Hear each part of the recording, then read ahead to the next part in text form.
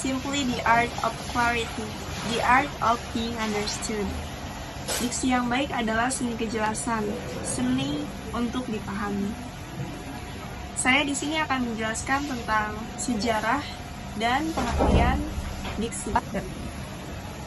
Sejarah yang akan saya jelaskan di sini adalah tentang sejarah bahasa Indonesia. Untuk melatar belakangi penjelasan materi kelompok saya kali ini. Diksi tidak terlepas dari bahasa Indonesia. Kenapa? Karena kita berada di wilayah yang bahasa resminya adalah bahasa Indonesia.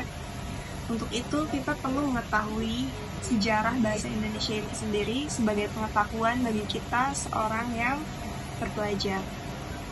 Sejarah bahasa Indonesia bermula dari bahasa Melayu yang sudah digunakan sejak zaman dahulu sebagai lingua franca atau bahasa ibu, bahasa penghubung di wilayah Nusantara sebelum masa kolonial.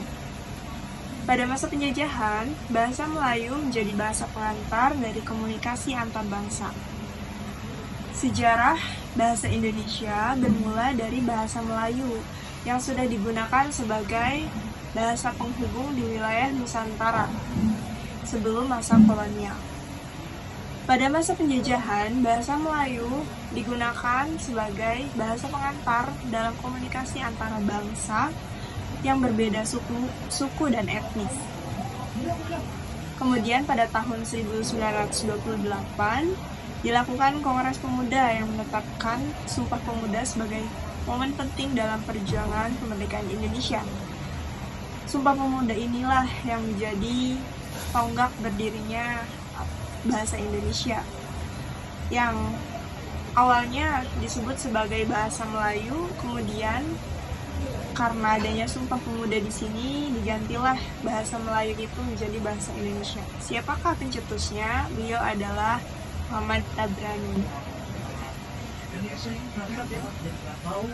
Selanjutnya, definisi dari diksi. Apa sih diksi itu? Kenapa kita harus menggunakan diksi? Diksi merupakan hasil dari pengolahan atau pemisahan kata atau kalimat sehingga menjadi kalimat yang jelas, yang sesuai untuk menciptakan nuansa yang komunikatif.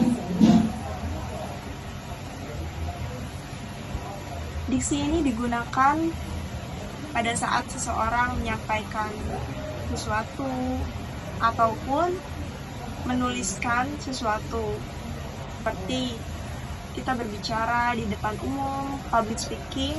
Untuk menyampaikan pesan secara jelas, tentu saja kita mencari pilihan kata yang baik agar pesan yang ingin kita sampaikan dapat diterima oleh audiens. Juga pada saat kita berkomunikasi dua arah, kita juga harus menggunakan diksi yang tepat agar komunikasi kita berjalan dengan baik, tidak ada kesalahpahaman di dalamnya tentu saja. Kemudian diksi yang digunakan untuk membuat sebuah karya berupa tulisan-tulisan, baik itu karya ilmiah, karya fiksi, dan yang lainnya. Tentu saja kita menggunakan diksi karena untuk membuat sebuah karya yang baik, yang dapat dibaca oleh pembaca, tentu saja terdapatlah kalimat-kalimat yang sesuai dengan inti dan makna yang akan disampaikan, agar pembaca tidak kebingungan apa sih maksud dari tulisan ini. Begitu teman-teman.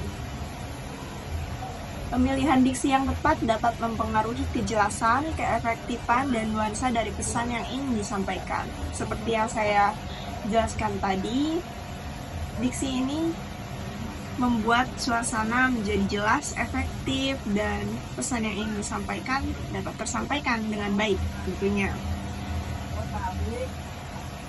Diksi meliputi pemilihan kata yang sesuai dengan konteks, situasi, dan tujuan komunikasi, sehingga dapat memberikan dampak yang maksimal kepada pendengar atau pembaca. Mungkin itu yang dapat saya sampaikan. Selanjutnya akan disampaikan oleh teman saya. Kurang lebihnya saya mohon maaf. Terima kasih. Saya Alan Kamilan. Di sini saya akan mempresentasikan jenis-jenis diksi. Jenis diksi terbagi menjadi dua, yaitu jenis diksi berdasarkan makna dan jenis diksi berdasarkan leksikal. Jenis diksi berdasarkan makna terbagi menjadi dua, yaitu denotatif dan konotatif. Denotatif merupakan makna harfiah dari sebuah kata atau kalimat. Contoh pertama, anak itu sedang memakan apel. Kata apel merujuk pada buah yang bisa dimakan, tanpa makna tambahan. Contoh yang kedua, di pagi hari matahari terbit dari timur. Kata timur di sini bermakna denotatif sebagai arah mata angin. Dan contoh yang terakhir, pekerjaan itu menggunakan palung untuk menampung udara. Kata palung merujuk pada wadah yang digunakan untuk menampung sesuatu dalam arti literal. Dan konotatif, makna yang berhubungan dengan asosiasi atau perasaan yang muncul ketika menggunakan kata tersebut. Contohnya, kata matahari, makna konotatifnya dari kata matahari, harapan, kebangkitan, atau kehidupan. Contoh kalimat dari matahari, dia selalu menjadi matahari dalam hidupku. Dalam kalimat ini, matahari tidak hanya merujuk pada benda fisik, tetapi juga menggambarkan seseorang yang membawa kebahagiaan dan semangat. Dan contoh yang kedua dari kata bunga, makna konotatifnya kecantikan, keindahan, atau kelembutan. Contoh kalimat dari kata bunga, dia adalah bunga di kelasnya. Di sini bunga menggambarkan seseorang yang cerdik atau menarik, bukan hanya mengacu pada tanaman. Dan yang kedua, jenis diksi berdasarkan leksikal. Apa maksudnya leksikal itu? Leksikal merujuk pada kata-kata dan makna yang terkandung dalam suatu bahasa. Dalam linguistik, istilah ini digunakan untuk menggambarkan semua unit kata yang ada dalam pemahaman suatu bahasa, termasuk arti, bentuk, dan penggunaan dalam konteks. Dan jenis diksi berdasarkan leksikal terbagi menjadi 8, yaitu sinonim, antonim, polisemi, homograf, homofon, homonim, hiponim, dan hipernim. Sinonim merupakan pilihan kata yang memiliki persamaan makna. Contoh, mampus, wafat.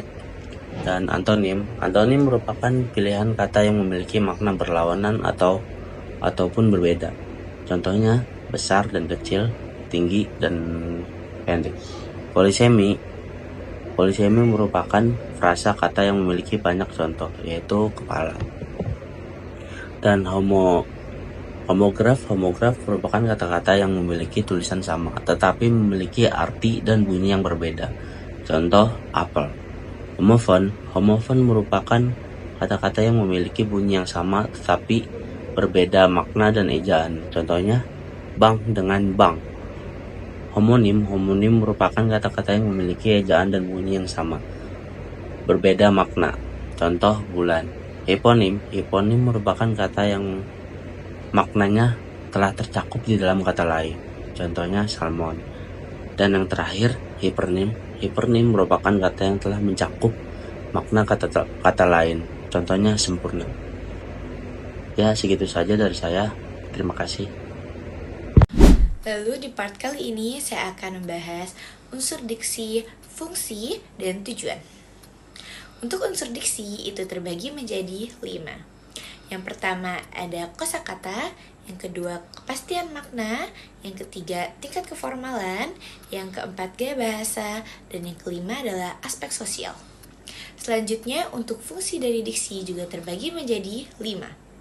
Yang pertama adalah mencegah kesalahpahaman, yang kedua komunikasi lebih efektif, yang ketiga melambangkan ekspresi atau gagasan secara verbal, yang keempat agar suasana yang tepat dapat tercipta, yang kelima membentuk ekspresi atau gagasan yang tepat.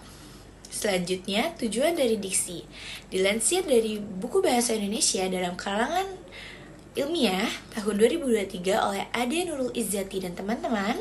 Tujuan dari diksi untuk memperoleh keindahan agar dapat menambahkan daya ekspresivitas, lalu untuk menghaluskan kata atau kalimat agar terasa lebih indah. Ada syarat. Diksi adalah cara menentukan pilihan kata dalam suatu tuturan bahasa. Penggunaan diksi harus memiliki kata yang tepat dari beberapa kata dengan makna mirip untuk menyampaikan pemahaman sesuai konteks. Selain tepat, makna kata yang dipilih juga harus sesuai dengan nilai sosial masyarakat. Penggunaan kosakata yang luas dan kemampuan membedakan kata-kata bermakna serupa sangat penting dalam penggunaan diksi. Pemilihan kata harus mempertimbangkan makna denotatif atau leksikal dan konotatif gramatikal, serta keindahan hubungan antara kata, konsep, dan objek yang menutupinya.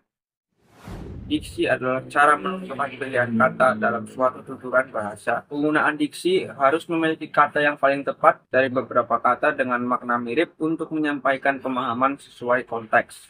Selain tepat makna, kata yang dipilih juga harus sesuai dengan nilai sosial masyarakat. Menggunakan kosakata yang luas dan kemampuan membedakan kata-kata bermakna sesuai sangat penting dalam penggunaan diksi. Pemilihan kata harus mempertimbangkan makna denotatif atau leksikal dan konotatif gramatikal, serta keindahan hubungan antara kata, konsep, dan objek yang menutupinya. Kemudian ada kriteria. Pemakaian bahasa yang dapat mengungkapkan gagasan, pendapat, pikiran, atau pengalaman secara tepat harus memperhatikan kriteria pemilihan kata. Ketiga kriteria dalam diksi yaitu ketepatan, kecermatan, dan keserasian.